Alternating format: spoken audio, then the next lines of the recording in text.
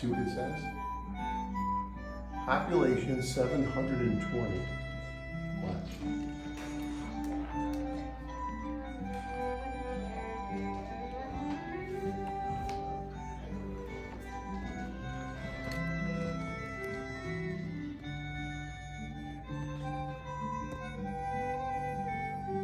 There wasn't much happening in Tampa during the Civil War, or for that matter, after the Civil War. The Industrial Revolution was pumping new money into the North, but it was bypassing the South. It was also the time of the Gilded Age, La Belle Epoque, a time of opulence and leisure. In Tampa, there was plenty of leisure, but not much opulence. It was a sleepy little town. They were mainly in the vegetable business, and they raised oranges. All of downtown Tampa was an orange grove, you might say. And they did a lot of fishing. So it was a small community, just barely existing, you might say. There was very little contact with the outside world. Remember, population 720, what he said. Railroads would finally make that contact. A tremendous system of trains and boats was reaching into the Southeast like veins feeding a beating heart. Connecticut-born Henry Bradley Plant was building up his empire, the Plant System. And so he would be in the express business throughout the Civil War, and then up until around 1879. Then he went into the railroad business, financing and also taking over bankrupt ones, but he began to acquire railroads leading into Florida. Plant brought the first railroad into Tampa in 1884. He developed Port Tampa with a deep water channel and connected the rail to his steamship line. He literally opened up trade within the state and from Florida into the Caribbean, jump-starting this tiny port community into the 20th century. When he brought the railroad here, a tremendous fishing industry moved in, which brought in a lot of business, a lot of money, and they were shipping it by railroad all over the country. But the big impact was when Mr. Ebor, who had his factory in Key West, when he realized that the railroad had come to Tampa, he moved his factory here, and within about 10 years, from 720 population, Tampa had about 15,000 people.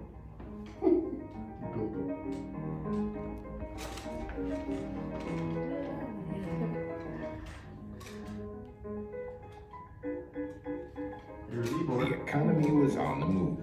Plant already had one hotel in Tampa, but what he really wanted was to build a luxury resort, a magical place for Florida's booming tourism industry. He brought in John A. Wood from New York for the project, a relatively unknown architect. Wood comes up with a picturesque, romantic revival style that's Moorish, Oriental, Byzantine, all the terminology is used in the newspaper descriptions of the building. The Tampa Bay Hotel reflected Plant's taste. He was a collector at heart and had the optimism and enthusiasm to trust his own sense of taste. Wood's combination of styles was eclectic. A crescent moon top shining Byzantine minaret circled by cantilevered balconies, gracing floor after floor of long Gothic windows. Gingerbread woodwork, ornamental skew backs, and keyhole arches all provided detail. Long decorative verandas lined the main building. Somehow it all fit together. It was a massive undertaking, employing many local and out-of-state master craftsmen.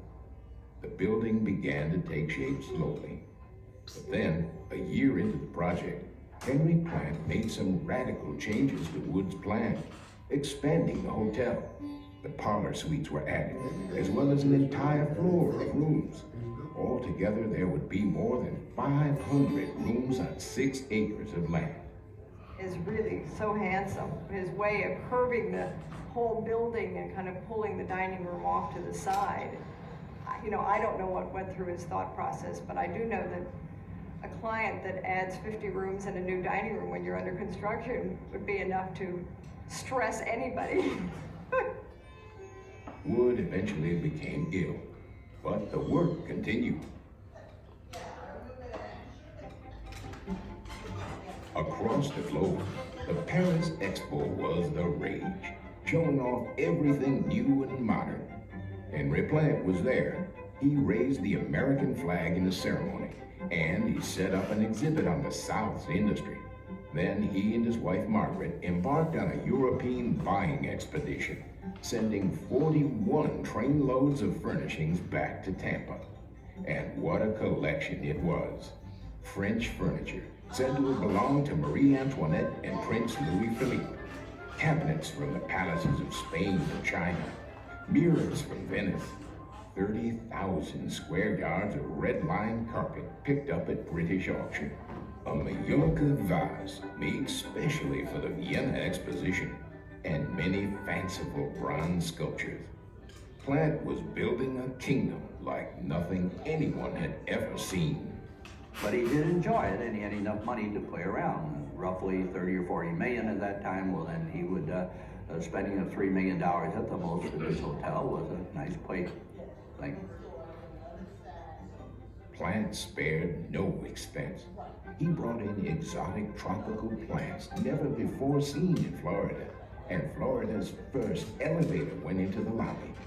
On February 5th, 1891, the hotel opened with a bang. 2,000 guests attended a grand ball. The next day's New York Times called the hotel one of the grandest in the country. This was Florida's first all-electric, steam-heated, completely fireproofed hotel, and it was dazzling. So Florida was touted in the press as an exotic destination, and that sense of the exotic is probably why Plant must have wanted a Moorish Oriental style building. That's immediate publicity. It gives a sense of place to a town that may not have too much of a sense of place, which was the case with young developing Tampa. Now the hotel would go on to become what Plant had really wanted, a tropical resort.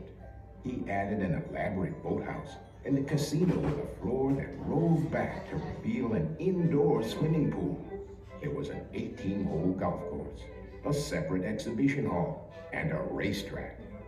The hotel came alive with horse races, croquet, bowling, boating, golfing, horseshoes, swimming, billiards, shuffleboard, fishing, even hunting. There was music, theater, and dance. The first season brought more than 4,000 guests. You had the elite of America coming here constantly. And of course they would tell their friends, they would write, and so they had a beautiful period there for about 10 years.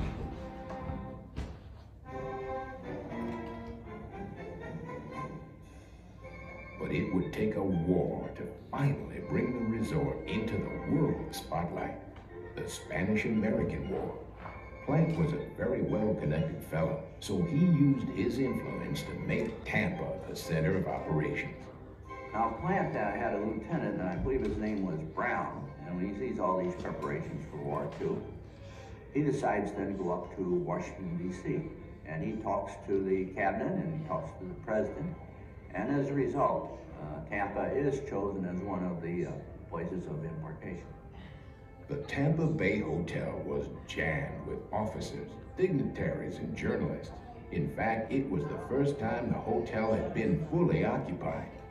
128 press passes were issued for writers from all over the world. There was Stephen Crane, Richard Harding Davis, and Frederick Remington. Clara Barton arrived to organize the Red Cross. And on the verandas, the Army generals settled into their rocking chairs, waiting for the word to leave for Cuba. Teddy Roosevelt and his Rough Riders encamped in the field, but at night he'd visit his wife at the hotel. When you think of Tampa being swamped with 20,000 mules and horses overnight, and then about 30,000 soldiers, it was incredible, but the populace of Tampa was delighted because they were doing a fantastic business. At night, the hotel was a wall-to-wall celebration with soldiers in the bar, the dining room, and outside on the grounds. But in the daytime, the heat climbed to a devastating 110 degrees.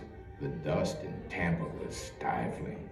A logistical mess developed in the rail yards where plant's single rail line backed up for miles. Perishables rotted. Soldiers turned to the residents of the city. They had very little to eat, and they would come and drove begging for food. They know this is. And with us 8 in our family, we would just get up and let them come and sit down and eat. For a month of the 5-month war, the hotel prospered and Plant's dream lived. But a year later, at 79 years of age, Henry Plant died of a heart attack. His heirs had no interest in what was now called Plant's Folly. It seems the tourists weren't flocking to the Tampa Bay Hotel.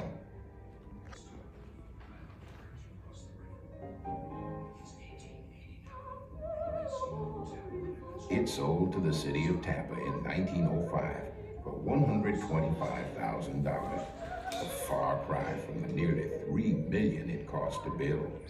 The idea of decoration and color and dark red brick and vertical Victorian proportions was on the decline, and a Spanish Renaissance classical, cleaner, neater look was advancing. So Plant ended up with a building that's wonderful, but a building that looked backward in the 19th century. But Tampa embraced the hotel and Plant Park. It became a meeting and social center for the city. The Expo Hall held the first Florida State Fair. When the season was on, it was the only lively place in town. Those days, dances were much lovelier than I've seen anything lately. They're so formal and so polite, so well-mannered. There was no loud talk. There was no fancy dancing. There was no hip swinging. There was just a beautiful waltz or a square dance, and everybody had a good time. But the good times didn't last. Florida's land boom went bust in 1926. Then the stock market crashed. Tourism plummeted, and the hotel declined over the years. The boathouse and the servants' quarters were demolished, and the casino burned down. Some of the furnishings that hadn't been sold just disappeared. Finally, in 1933, the H.B. Plant Museum was established by the city to help preserve the old building and the legacy of Henry Plant. Now, like a proud beacon of another time, the Tampa Bay Hotel still stands.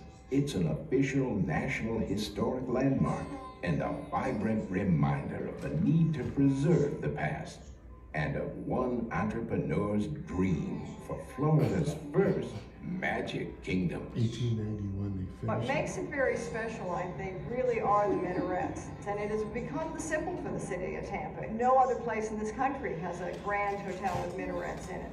This gets kind of taken to the ultimate level of grandioseness, absolute fantasy. Come to Florida and be someplace that you could hardly imagine. Probably the only regret is it's no longer a hotel, so we can't stay here.